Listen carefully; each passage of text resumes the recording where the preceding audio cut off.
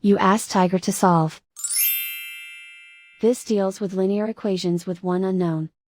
The final result is x equals 18. Let's solve it step by step. Simplify the expression. Expand the parentheses.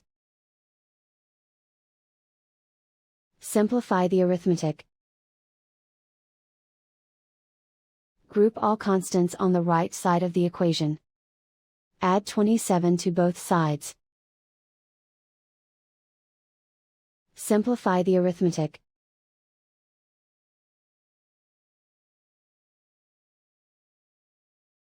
Isolate the x. Divide both sides by 3. Simplify the fraction. Find the greatest common factor of the numerator and denominator. Factor out and cancel the greatest common factor. And so the final result is x equals 18.